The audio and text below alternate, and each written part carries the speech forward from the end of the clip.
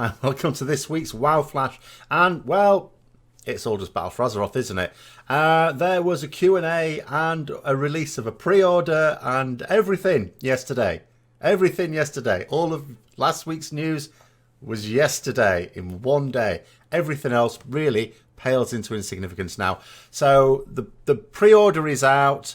If you get the collector's edition, that gives you 2 faction-specific mounts, as well as a turtle battle pet, which I've got on mine. I have 2 accounts. I get that on mine. I get a normal upgrade on the other account, but there's no point in getting that yet, and because the mounts are faction-wide anyway. Account-wide anyway. So that's all fine. What was really surprising, like stunningly surprising, was I was saying, because when it became very apparent that they were going to bring the pre-order out because stuff was being data mined, and I was thinking, well, that means they're going to have to set a date for when it's going to be out at the maximum, absolute maximum. It could have knocked me down with a feather, because at BlizzCon, they were saying they aim to get it out by the end of 2018. Aim to get it out. So there you're talking, well, surely what you're really planning to do is get it out in November. If things go well, maybe October. If things don't go so well, obviously they're not going to bring it out in December. So maybe they're talking January. That's what they're looking at. And then they announce that it's going to be out, absolute maximum, 21st of September, 2018. I checked the date as well. I checked the year just in case they were pulling a fast one. No, 2018, 21st of September. Technically summer. That's the old equinox. So it's coming out in summer. And of course, that's the latest it can come out. It doesn't have to come out on the 21st of September. I actually know when it's really coming out. I've got I know when it's coming out. I know it's coming out. I talked about it in my stream last night. However, most people would not consider my methods scientific, so I won't go over that now. So yes, that was super surprising. It does also mean that my fears about, surely there's got to be another raid, because they refused to say there wasn't going to be another raid. And also I was thinking, well, if Legion is basically still 2018, there's got to be something. We're okay at the moment for content. Come Easter, bit itchy, we're needing something else. The fact that it could come out as early as, say, end of August again, like Legion did, sort of and they don't have to have anything new like literally over summer, because people go away and chill out and stuff like that. So really, they only need to cover that period between Easter and proper summer, if we call it that. That could just be anything, couldn't it? I'm sure there will be still some content to come. I am now much less sure that there'll be some raid content to come. I'm really very, very not sure about that. There's no announcement about anything going up on the PTR, so nothing. It doesn't look like there's going to be a lot of content that needs a lot of testing on the PTR, at least. And maybe there won't be anything. Maybe there just actually won't be anything, and this is it. I still struggle to believe that, but who knows now? It now is feasible that that's the situation with a release date like this. I'm still not saying likely, but it is feasible. But there you go. So with the pre-order, what else do you get? Obviously, you get a free boost, which will be to level 110. So the boosts were previously to level 100. Now they're to 110. You're also going to get 4 account slots, except you don't need the pre-order for that, apparently. You're going to get the extra 4 account slots per realm, that is. You're still limited to 50 characters on your account. The character boost gives you 870 item level gear. So that's okay to be poking your head into Argus with. You get the Broken Shore scenario started for you. Like, you don't have to do the starting bit of it. It's unlocked, but you do have to do the quest. It doesn't complete the quest for you. In terms of Argus, it doesn't give you any of that, so you have to sort of do that yourself. But that's where you're expected to start. You're given, which I think is a bit tight, 1 artifact item. One of your artifact weapons with 870 relics in it. Again, on the same item level as everything else.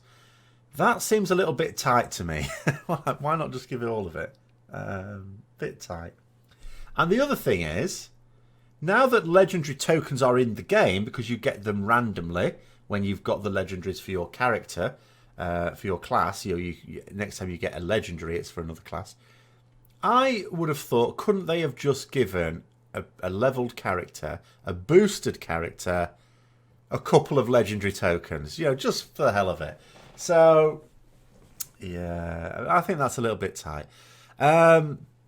You get Ember Silk bags, you get some reasonable bags, you're going to have reasonable bag space.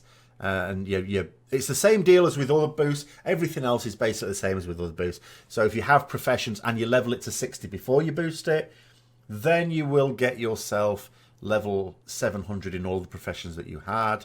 But if you don't level it to 60, then you get nothing. Nothing at all. Which is also a little bit tight, I feel, but minor thing there. Now, the allied races. So 4 of the allied races, we already knew this was happening. So they're now available. You have to complete a certain achievement to be able to unlock each one and have Exalted with a particular faction tied to them. In addition, you need a 110 character for that faction. So if you want to unlock Void Elves or Lightforged Draenei, you need a level 110 Alliance character. It doesn't matter if the achievement and rep needed is on a Horde character. That's fine. That's considered account-wide. But you do need a level 110 Alliance character to unlock the Alliance allied races. And you need a 110 Horde character, of course, to unlock the Horde ones. And that's basically the requirements. You do a series of short quests. It doesn't take very long at all. And then you've unlocked that class. Now, to unlock the armor, of course, the legacy armor look that comes with it, you have to level one of these to 110. So, that I don't think that works just using the boost on it. I think you actually have to level them to 110. But I could be wrong on that one. I'm certainly not going to check that one out myself. Now, they did the Q&A yesterday. Ian Hazakostas and Law did the Q&A yesterday. There were a few points of interest. They were mainly talking about PvP. And let's be clear about this. It's fairly obvious from what they were talking about that the purpose of the Q&A last night was specifically to get loads and loads of people to buy the pre-order. Because when you buy a pre-order for a game, that's money in the bank. They don't have to worry about how many it's going to sell when it goes live.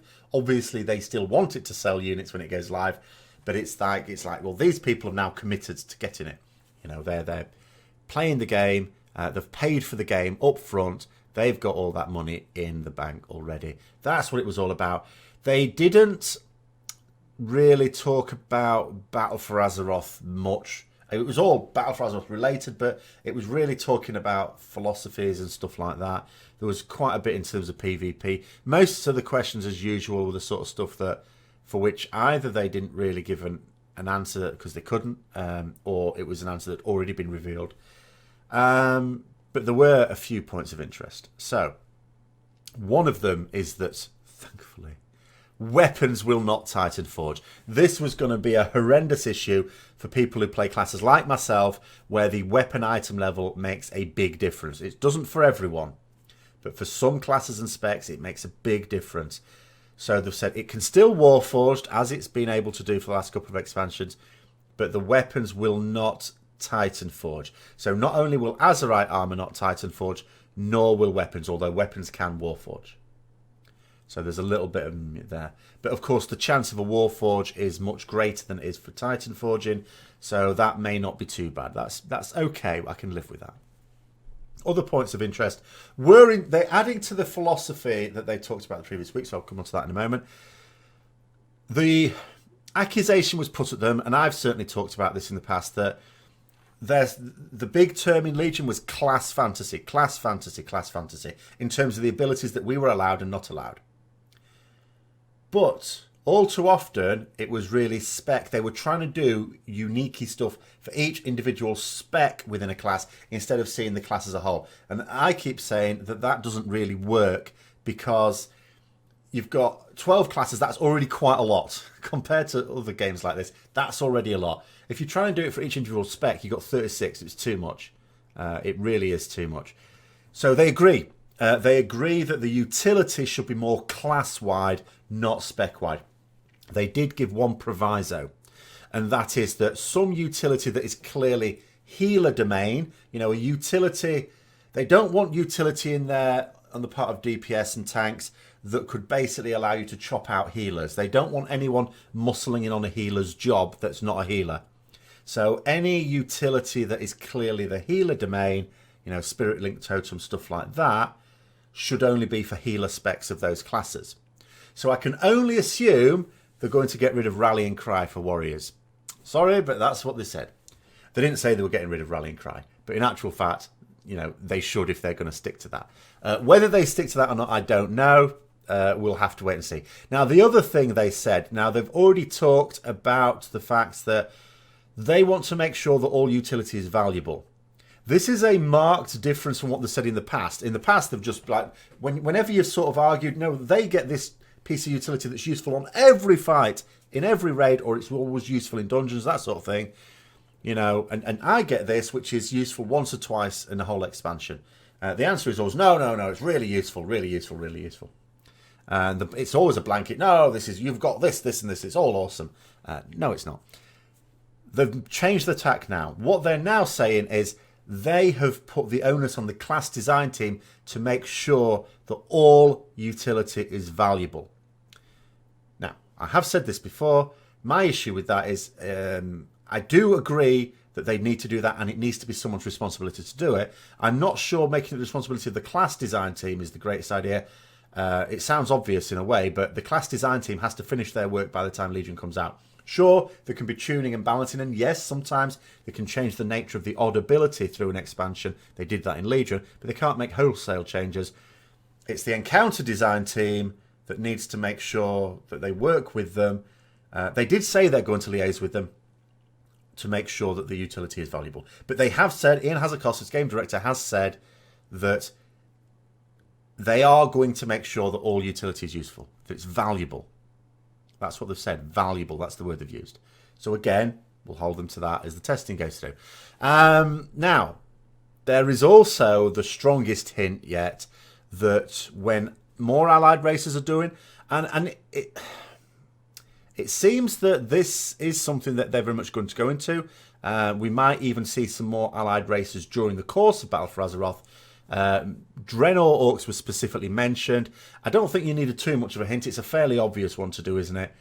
But in terms of character customization, it looks like allied races are going to be the way to go to increase the customization options available. The only worry for me is with more of these allied races, when you look at the racials that some of these have got, it sounds like there might be a bit of a racials arms war about to start. Arms race is what I meant to say, sorry. And so I can only imagine what that's going to be like. But they are still insisting, they were asked about racials, they're still insisting that they're not too powerful. They still seem to have the idea that it's not really determining people's choice, that it's just there for flavour, which,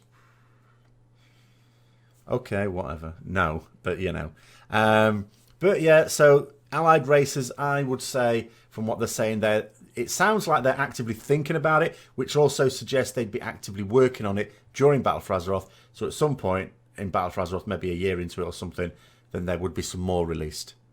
So we'll wait and see with that one. Now, despite the beta going up before the weekend, which they're calling Alpha again for the second expansion in a row, I'm not quite sure why, because Alpha means in-house testing, Beta means end-user testing. But anyway, the Alpha, if they want to call it that, they announced it last week. Then the day later, they actually put it out there. So we've been able to data mine a lot of stuff from it. But they haven't invited anyone to it yet. So no one's got invites yet. So that's a bit weird. So I'm sat here now, 5 days after they've thrown it out there. It's not just I haven't got an invite. No one's got an invite. Because the first people that will definitely get invites, the ones who know they're getting invites, the very senior theory crafters, and also the very big streamers and YouTubers and all the influencers, basically. They know they're going to be getting one in the first wave as well. They don't have one, because you'd hear about it straight away if they did. You would hear about it immediately. So that hasn't happened. When I asked about it, the response was soon TM. It's supposed to be imminent. I'm really baffled if it's not going to be very, very soon. And yet the fact is I don't actually know why they haven't gone out already when they've sent when the servers are actually in the public domain. You can data mine stuff from them. They're there. They're ready to go. I don't know. And they didn't say anything about the Q&A, which was another baffling thing. You know, they didn't mention it at all. They used the word alpha once, but didn't actually say anything about it. Now, they did talk about, when they announced the alpha the day before it went out, they did talk about their philosophy on class design, just like they did for Legion. I've done a video explaining my thoughts on that one as well, so you could check that one out. I'm not going to go over that here, of course, because this is already longer than it normally is. And the last one, I guess, is just to talk about a bit of channel stuff. So if I do get in to the alpha, and I'm sure that before I do the next WoW Flash, some people have got in, so if I am in, then yes, you can expect still the normal stuff that I'd be doing on the channel, as well as an extra couple of videos each week exploring certain themes in BFA. So if that happens, follow me on Twitter or wherever to make sure you're notified of that. And then I will absolutely take requests if people are particularly interested in exploring something. If I'm in there and doing videos on it, I'm more than happy to do that, as long as it's not PvP. I'm not going to test any of that out. So thanks very much for watching. It's a long one this week, but there we go. I hope you enjoyed it. And until next time, I'll see you later.